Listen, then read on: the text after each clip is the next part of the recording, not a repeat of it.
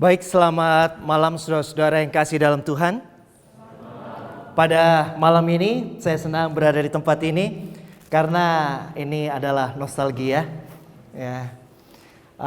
Saya tamat dari UNAI tahun 99. Ya. Jadi hampir 20 tahun yang lalu. Ya. Dan sebenarnya saya datang bersama dengan istri. Ketika dengar saya mau ke sini, dia katakan saya mau ikut karena kami ketemu di UNAI. Ya, kami pacaran di UNAI, ya, dan akhirnya kami menikah. Itulah sebabnya kami senang selalu kalau berada di Bandung. Ya. Saya bertemu dengan kawan-kawan lama, teman-teman di sini, dan juga beberapa orang yang saya sudah kenal di masa yang lalu. Ya. Dan ada anggota jemaat saya dulu di sini, Denny, ya, Setiawan, yang sekarang ngambil kependetaan di UNAI. Dan juga ada Bapak Bambang. Dulu saya ingat sama-sama di Tawangmangu waktu pelatihan misioneri. Saya direktur PA pada waktu itu. Dan kita melatih misioneri untuk Jawa Tengah. Ya. Demikian juga ya, ketika lihat Pak Bambang, saya ingat pertemuan seperti ini dulu yang membentuk saya mempelajari firman Tuhan. Saya SMP kelas 2 pada waktu saya mengikuti PAP yang pertama pada waktu itu. Saya tidak tahu sekarang sudah ke berapa puluh. 27. Ya. Jadi itu yang ke-9 kalau nggak salah. Saya kelas 2 SMP. Dan meskipun tidak begitu mengerti banyak, tapi itu memicu saya untuk senang belajar firman Tuhan. Ya. Jadi kalau ada yang masih di sini masih SMP atau SMA, ya dengarkan baik-baik. Ya, kalau bisa dimengerti, ya apa yang bisa dimengerti itulah yang dihidupkan. Kalau tidak, ya berdoa, Tuhan akan menuntun kita untuk lebih senang mempelajari firman Tuhan. Saya ingat pada waktu itu untuk mendekati pembicara susah, jadi biasanya saya diam-diam ketemu, ya. Dan kemudian dengan beriringnya waktu, ya, akhirnya ya Tuhan memimpin kami untuk seperti saat ini. Saya senang judul yang disampaikan di sini, Christ in You. Ini sangat-sangat penting. Ini sangat berhubungan dengan doktrin yang terbaru yang ditambahkan ke dalam gereja Advent tahun 2005, yaitu growing in Christ. Dan pada saat ini saya akan lebih fokus kepada kitab Kolose karena ayat intinya atau tema intinya, Christ in You, the hope of glory, itu didapat dari kitab Kolose. Ya. Dan judul saya pada malam ini atau sepanjang 3 session ke depan soal ini adalah Christ in You, the hope of glory, lessons from the letter of Colossians to us. Ayat intinya diambil dari Kolose 1 ayat 26 sampai 27. Bisa lebih diperpanjang kabelnya ini. Oke.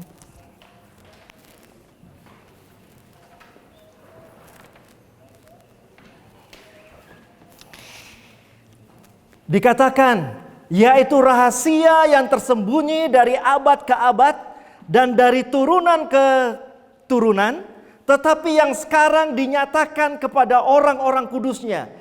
Kepada mereka Allah mau memberitahukan betapa kaya dan mulianya rahasia itu di antara bangsa-bangsa lain, yaitu Kristus ada di tengah-tengah kamu. Kristus yang adalah pengharapan akan kemuliaan. Jadi ada misteri. Di dalam ayat ini ada satu misteri yang mau disampaikan kepada bangsa-bangsa. Apa misteri itu?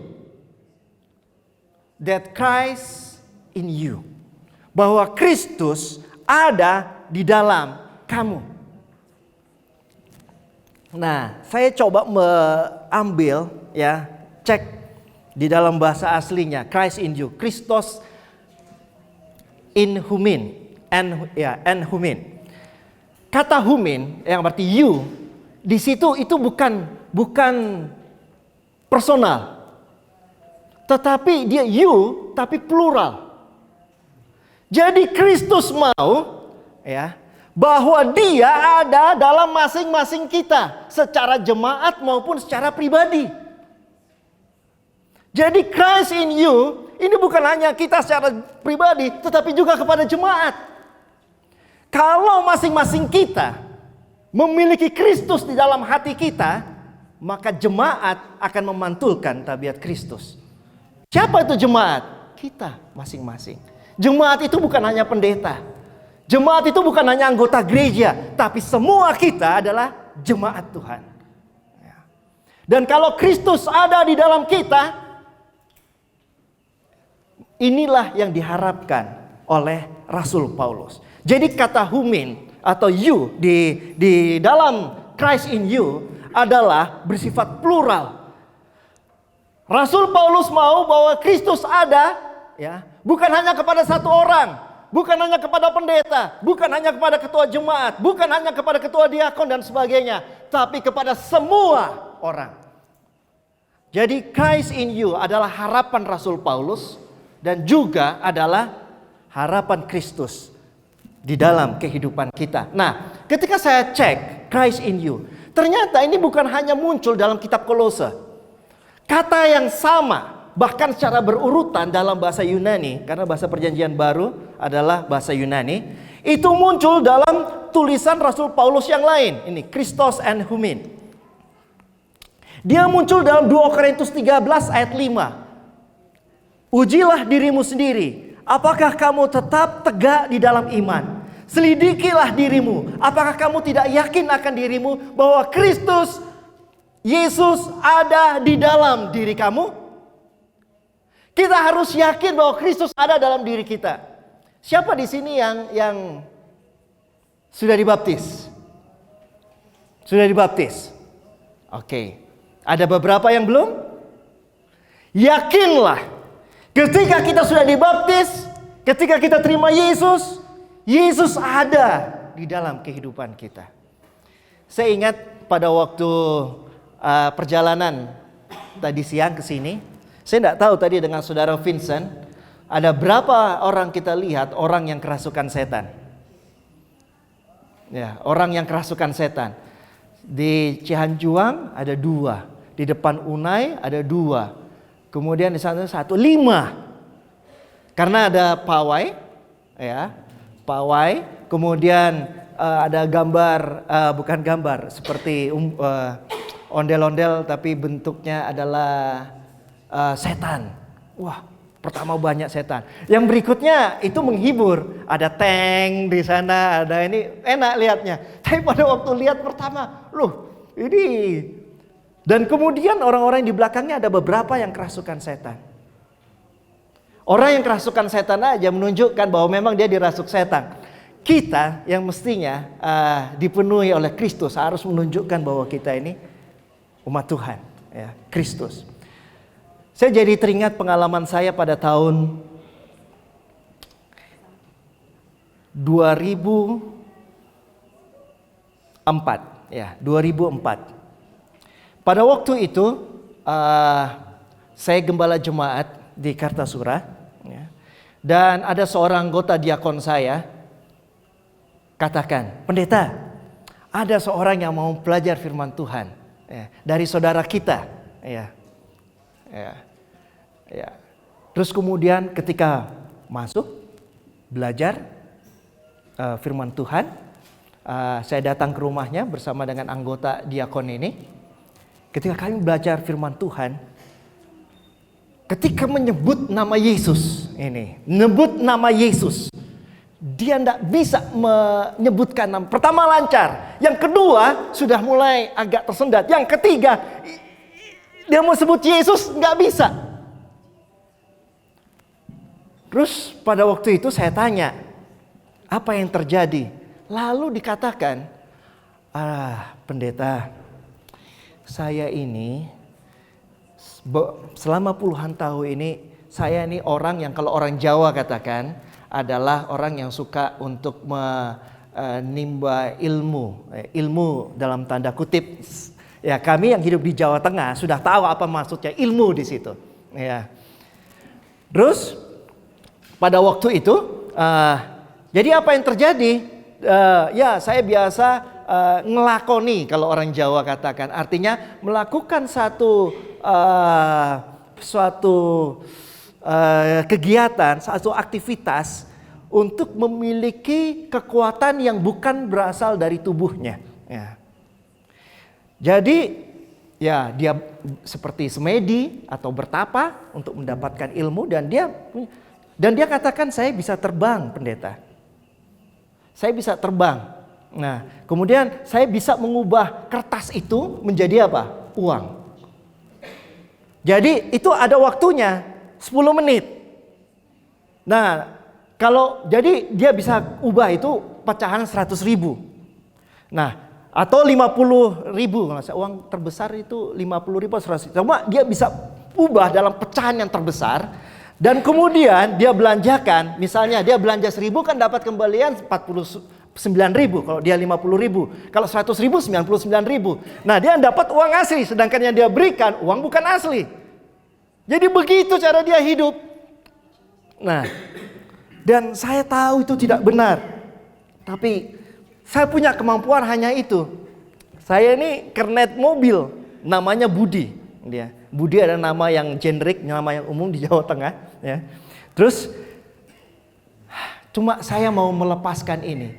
Saya sudah pergi kemana-mana. Saya sudah pergi ke satu gereja Kristen. Ya. Dan kemudian saya dibawa masuk ke dalam gereja. Ketika didoakan, itu setan itu menguasai saya dan gerejanya saya rusak. Lalu kemudian saya dibawa keluar gereja untuk didoakan, untuk dilakukan pelepasan. Dan kemudian apa yang terjadi? Pada waktu itu saya dikuasai roh setan ini. Lalu kemudian saya bawa pendetanya terbang, terus saya jatuhkan dia di lapangan. Jadi pendetanya itu patah-patah masuk rumah sakit. Nah, saya dengar katanya gereja Masjid Advent Hari ke-7 ini katanya gereja yang benar. Kalau gereja yang benar, logikanya mestinya bisa. Saya pada waktu itu masih muda, jadi pada waktu dengar itu, wah ini kasus yang pertama. Banyak berdoa, saya tidak mau lakukan itu sendiri juga. Ya. Lalu pada waktu itu ada KKR di Solo, dan kemudian diadakan KKR satu distrik, ada beberapa pendeta di sana, dan saya menyampaikan akan hal ini dan akhirnya kami lakukan sama-sama.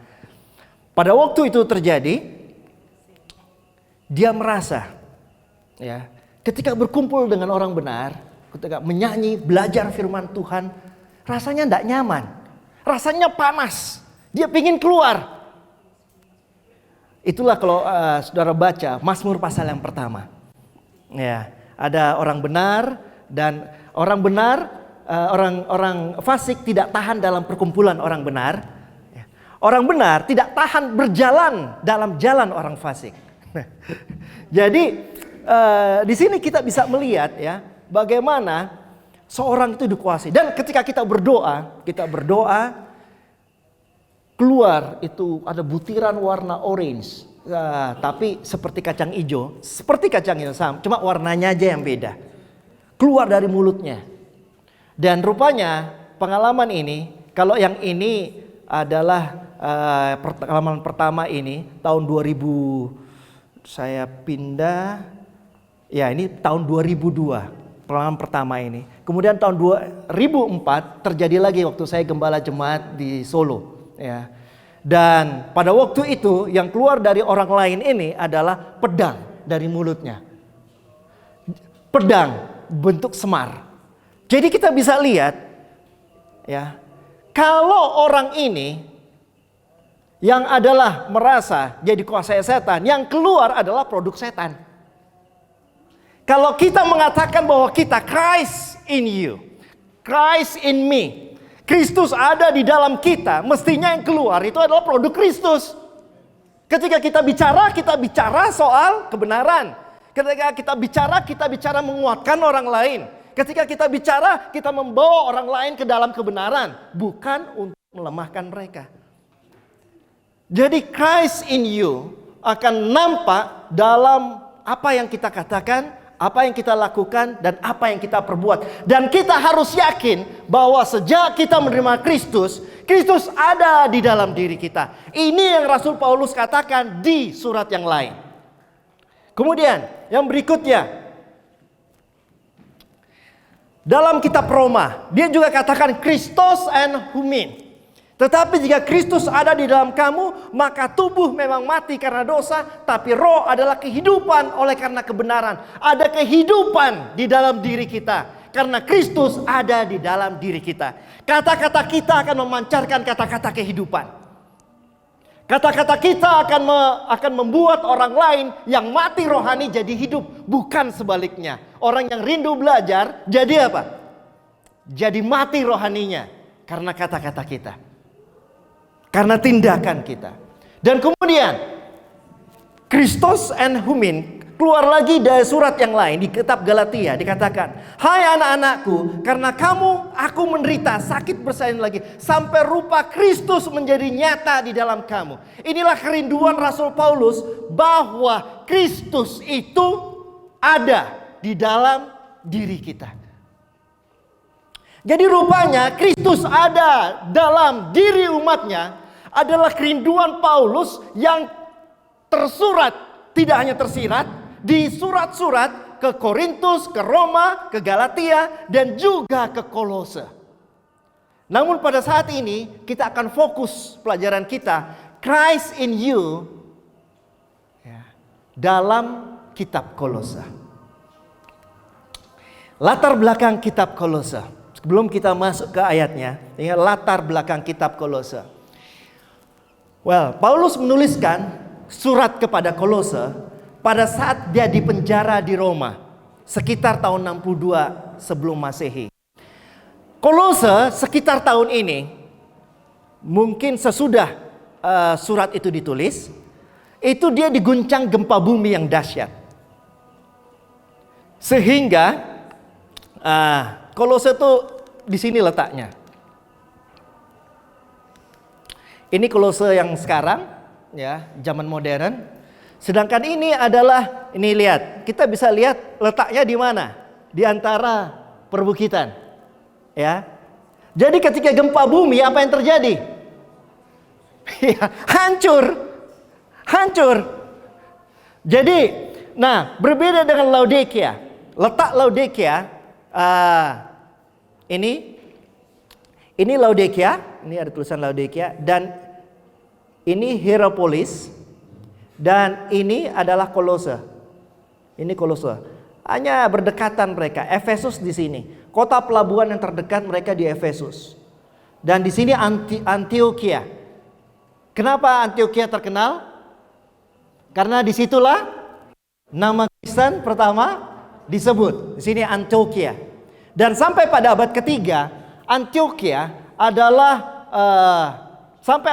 Antioquia adalah salah satu pusat pembelajaran Kristen. Antioquia. Jadi Yerusalem, ya, dan kemudian Antioquia. Ini adalah satu pusat keberadaan orang Kristen di sana. Ya. Dan Kolose adalah di sini dan Laodikia. Ya, ini di daerah Turki. Oke, sekarang kita ya di dalam kitab. Nah, pada waktu Kolose ini diguncang oleh gempa bumi, pada saat yang bersamaan Laodikia kena. Kolose sulit untuk pulih, tapi Laodikia cepat sekali pulihnya. Itulah sebabnya di dalam kitab Wahyu dikatakan, Laodikia kenapa dia sombong? Ya, belilah daripadaku emas. Kenapa? Laodikia merasa sudah cukup, karena mereka bisa membangun kotanya sendiri. Ya. Tidak dengan Kolose. Jadi Kolose ini ditulis oleh Rasul Paulus ketika dia dipenjara di Roma. Dan setelah itu Kolose terkena gempa bumi. Jadi itu latar belakang. Epaphras dan Onesimus berasal dari Kolose. Itu dalam Kolose 4 ayat 9 dan 12. Onesimus. Siapa Onesimus ini? Budak dari Filemon. Ya, kalau kita baca kitab Filemon, nanti akan dapat nama Onesimus. Dia yang lari dan kemudian melayani Paulus, dan dia kemudian dikirim pulang, ya. Kemudian Kolose dekat dengan kota Laodikia dan Hierapolis. Kota pelabuhan yang terdekat adalah Efesus, di mana Paulus mendirikan jemaat di sana. Dan kemudian masalah di jemaat ini adalah ajaran palsu. Jadi ajaran palsu itu bukan hanya baru ada sekarang. Jadi sejak zaman mula-mula itu sudah ada. Dari abad pertama itu sudah ada. Jadi kalau ada ajaran yang baru itu muncul, itu hal yang biasa. Ya, gereja Kristen memang diuji. Suatu kebenaran itu diuji ketika ya ada ajaran-ajaran yang lain ya berusaha untuk mengguncang. Dari situ kita belajar apakah apa yang kita percaya itu benar atau tidak. Ya. Dan ini yang akan kita bahas ya sepanjang kitab Kolose. Dan kemudian di situ apa masalahnya? Ajaran Judaism dan Gnostik. Ajaran Judaism. Apa ajaran Judaism? Bahwa kita diselamatkan dengan perbuatan. Ya. Dengan melakukan upacara-upacara. Dan kemudian ajaran Gnostik. Nah, ajaran Gnostik ini sudah muncul dari abad pertama, yang mengatakan bahwa Yesus itu adalah pengetahuan. Yesus itu adalah pengetahuan. Dia ini adalah misteri. Itu sebabnya kenapa ada misterion atau misteri muncul dalam kitab Kolose. Dan di situ Rasul Paulus mengatakan misteri itu siapa? Yesus. Yesus yang adalah Allah ada di antara kamu dan diam di dalam diri kita. Itu misteri di mana orang Gnostik percaya bahwa pengetahuan itu adalah perwujudan dari Allah menjadi manusia, dan dia itu impersonal. Impersonal, tidak memiliki bentuk fisik, tapi itulah pengetahuan. Jadi lihat, kalau ada yang mengatakan bahwa Tuhan itu impersonal, itu sudah ada dari zaman dulu. Ya. Kemudian dikatakan tema dari kitab ini adalah supremasi Yesus Kristus. Jadi Yesus Kristus begitu ditonjolkan, dan ini yang akan kita pelajari. Besok kita akan pelajari tentang bagaimana kealahan Kristus di dalam kitab Kolose. Dan ini yang ditentang. Ya. Bahkan sampai saat sekarang ini. Ada ajaran yang tidak percaya kepada Roh Kudus. Dan itu dimulai ketika mereka meragukan kealahan Yesus. Mereka mengaku, oh Yesus anak Allah. Yesus anak Allah. Katanya. Tapi secara literal. Bahwa Yesus, Roh Kudus juga secara literal. Itu roh. Jadi dikatakan pribadi tapi dia tidak punya bentuk fisik. Nah, itu yang dia katakan. Ya. Tetapi ajaran-ajaran seperti itu sudah ada dari abad-abad permulaan. Surat ini juga dibacakan di Laodikia. Jadi kita melihat bahwa hubungan jemaat satu dengan yang lain itu sudah ada, meskipun tidak ada bentuk conference seperti sekarang. Antara satu jemaat lain ada conference menghubungkan. Zaman itu meskipun belum ada bentuk organisasi yang sahih, nanti di abad berikutnya baru mulai diperlukan akan hal ini. Tetapi pada waktu itu bagaimana jemaat satu berhubungan dengan jemaat lainnya? Dengan firman Tuhan. Surat Paulus ditujukan ke Laodikia dibacakan di Kolose. Surat Paulus kepada Kolose juga dibacakan di Laodikia. Jadi apa yang menghubungkan jemaat-jemaat itu? Firman Tuhan. Jadi saudara-saudara, suatu saat ketika organisasi tidak ada, oleh karena kita tahu dalam kitab Wahyu, ya, itu akan terjadi. Ya. Tetapi bagaimana kita dihubungkan satu dengan yang lain? Dengan kebenaran firman Tuhan. Ya. Nah, ini tadi kitab Kolose, kota Kolose. Nah, sekarang kita masuk ke teks yang akan kita bahas. Di dalam Kolose pasal 1 ayat 27, siapa di sini yang bawa Alkitab? Apakah elektronik atau Alkitab? Tolong, ya. Kita akan baca Alkitab sekarang ini. Kita buka Kolose 1 ayat 27.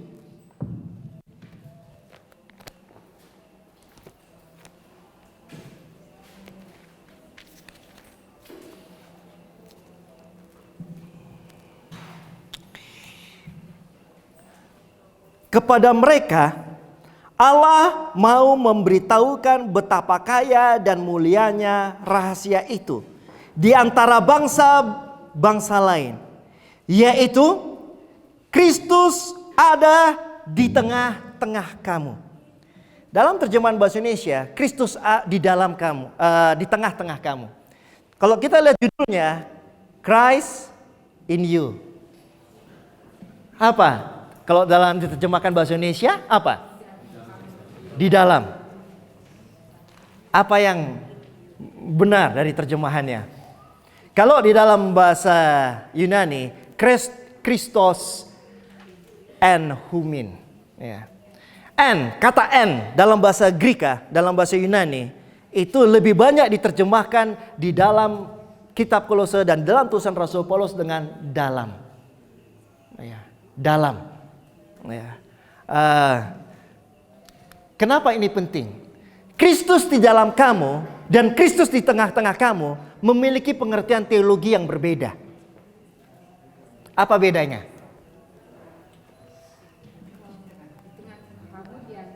Ya. Di dalam.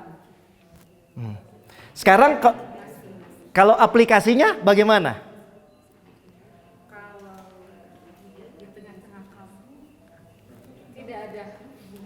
Tidak ada hubungan. Kalau di dalam? Ada hubungannya yang kuat. Oke, ya, terima kasih. Terjemahan yang lebih tepat adalah Kristus di dalam kamu. Apabila Kristus ada di dalam kita, maka Ia yang mengendalikan. Ya. Karena kita mengizinkan Ia masuk ke dalam diri kita. Ingat cerita Budi ini? Ketika diizinkan setan masuk, setan yang mengendalikan dia. Betul? Setan pun bisa begitu kalau kita izinkan. Dan Kristus bisa melakukan yang hebat lagi kalau kita juga mengizinkan. Itu sebabnya Christ in you itu sangat penting. Oleh karena sekali kita mengizinkan Yesus, maka Rasul Paulus katakan, bukan lagi aku yang hidup, tapi Kristus yang hidup di dalam aku. Galatia 2 ayat. Oh, kok Galatia? Jangan ikut. Kalau salah. Ya?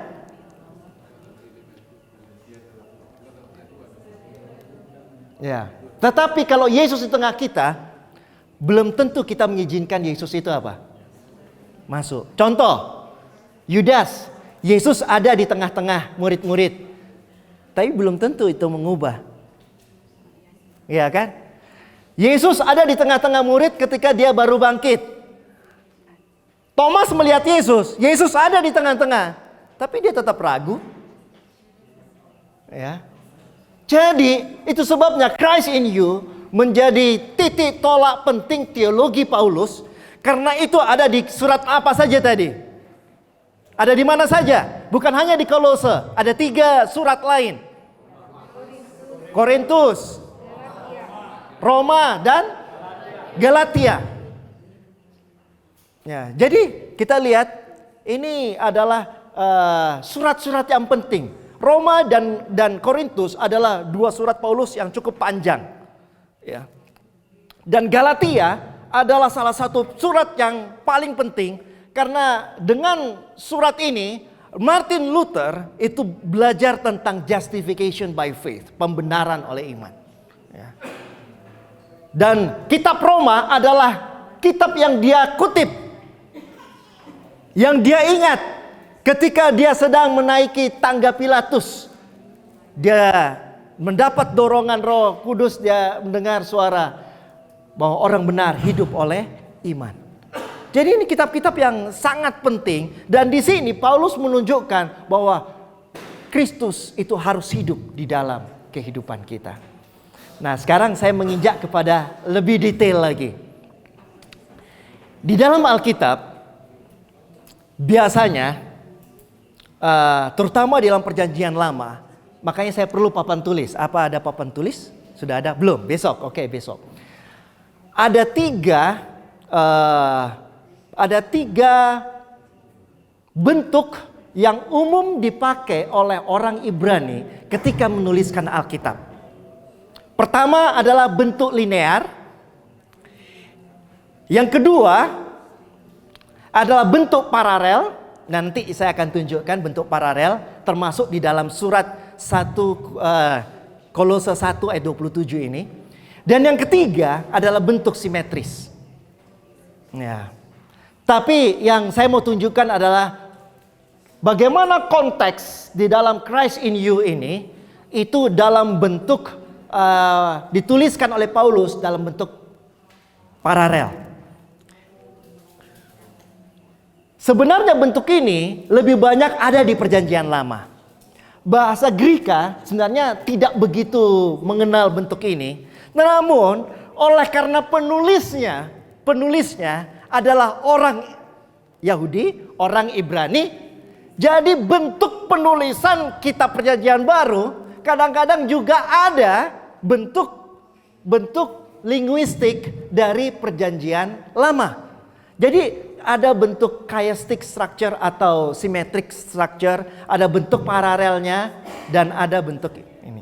Nanti saya akan tunjukkan terutama di sini. Ini dia. Coba lihat buka Alkitab kita. Ayat intinya terdapat di dalam Kolose 1 ayat 26 dan 27, bukan? Ayat intinya di pertemuan ini. Tapi terutama di ayat 27. Ternyata ayat 27 itu tidak bisa berdiri sendiri. Ayat 27 dari satu konteks yang lebih besar. Dan konteksnya adalah dia adalah bagian pertengahan dari ayat 26 sampai ayat 28. Contoh ayat 26. Coba kita baca. Ini Kolose 1 ayat 26. Dikatakan, yaitu rahasia yang tersembunyi dari abad ke abad dan dari turunan ke turunan, tetapi yang sekarang dinyatakan kepada orang-orang kudusnya.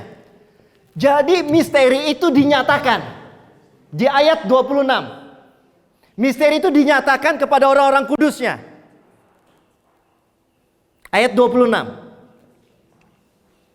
Ya. Kemudian ayat 27 dikatakan apa? Kepada mereka, siapa mereka? Orang-orang kudus. Kepada mereka Allah mau memberitahukan betapa kaya dan mulianya rahasia itu. Jadi Allah menyatakan misteri kepada orang kudus. Di bagian pertama ayat 27. Jadi misteri dinyatakan kepada siapa? Allah menyatakannya kepada orang kudus. Nah, kemudian pada bagian selanjutnya di dalam ayat 27.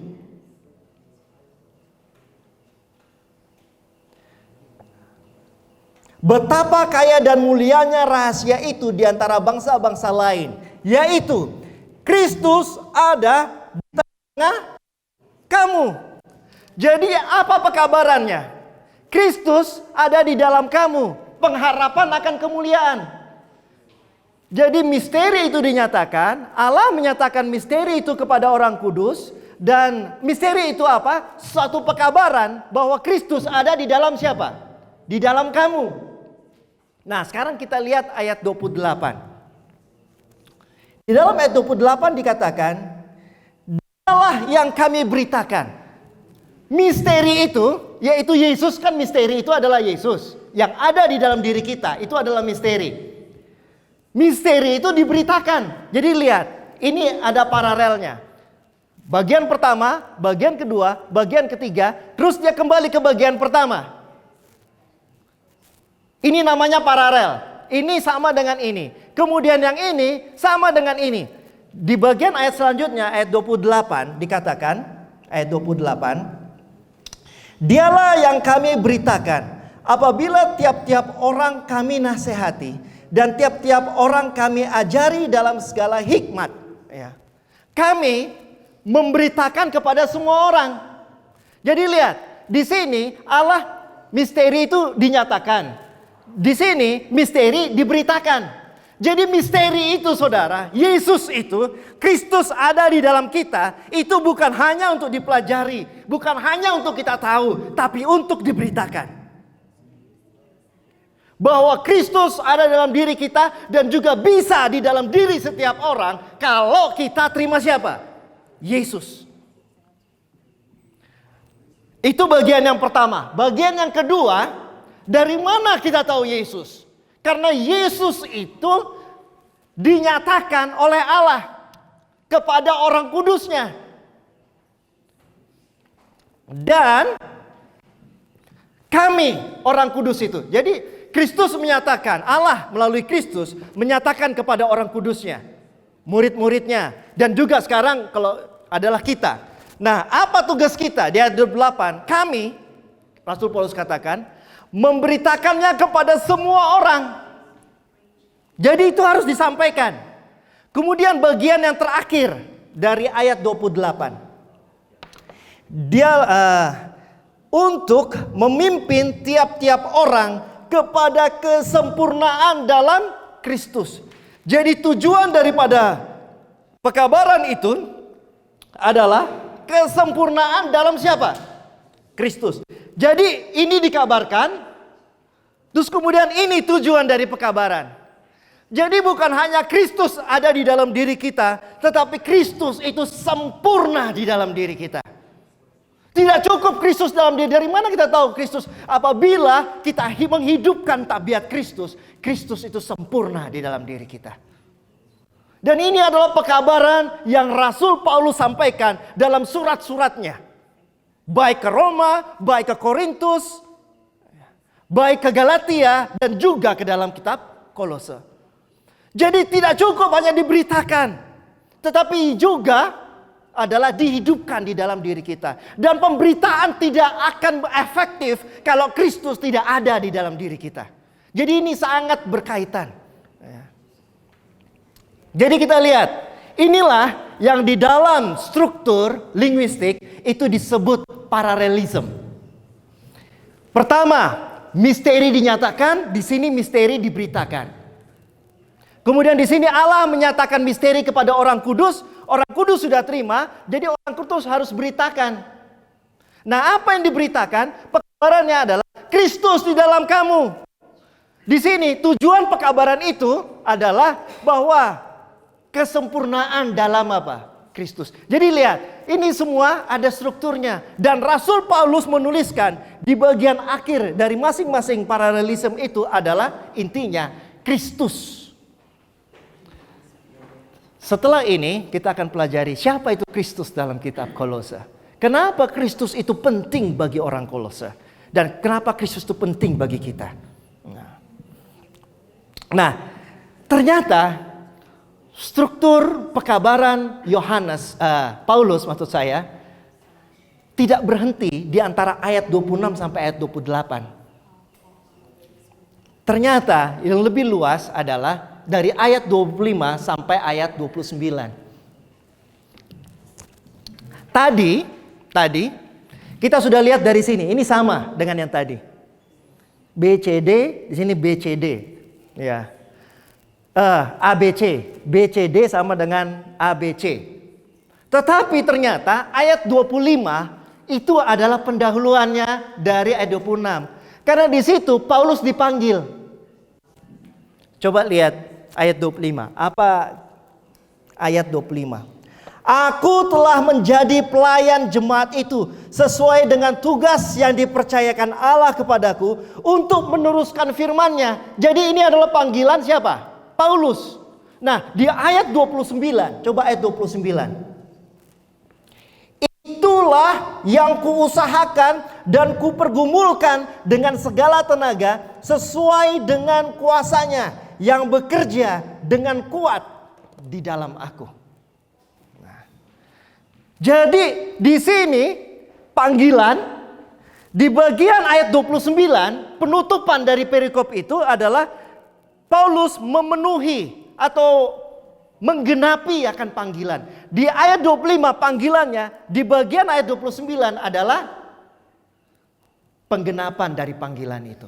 Jadi kita lihat strukturnya. Dimulai dengan panggilan. Diakhiri dengan apa? Memenuhi panggilan.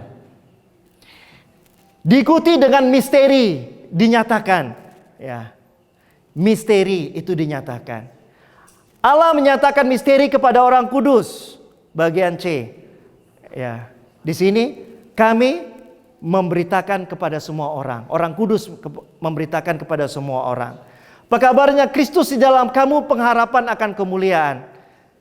Tujuan dari pekabaran adalah kesempurnaan di dalam Kristus. Jadi, Christ in you, the hope of glory, itu tidak berdiri sendiri. Itu berada dalam satu kerangka ayat yang lebih besar, di mana Paulus dipanggil untuk menyampaikan misteri ini. Misteri yang tidak dikenal oleh paham gnostik pada abad pertama. Di mana paham gnostik mengatakan bahwa Yesus itu hanya pengetahuan. Dia bukan juru selamat. Ya. Tapi pengetahuan yang menyelamatkan orang. Tetapi Yesus lebih dari sekedar pengetahuan. Yesus adalah sumber dari pengetahuan itu sendiri. Nah. Jadi pada malam ini, inilah yang saya mau sampaikan. Apa arti Christ in you dalam konteksnya, konteks dekatnya, dalam struktur kitab Kolose. Dan berikutnya kita akan lihat bagaimana Christ in you ini ada di dalam pekabaran kitab Kolose.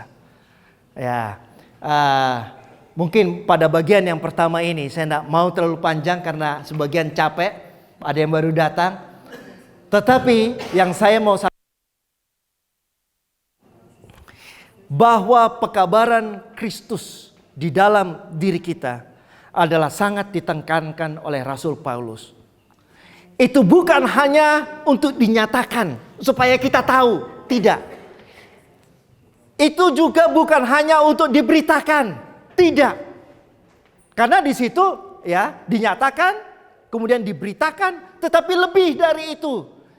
Rasul Paulus mau bahwa itu Kristus itu ada di dalam diri kita, mengendalikan kita, mengendalikan kata-kata, pikiran, motif di dalam apa saja. Maka Kristus itu nampak dalam karakter kita. Kiranya Tuhan memberkati kita menjadi orang-orang yang memiliki Kristus yang hidup dalam kata-kata dan perbuatan. Tuhan memberkati.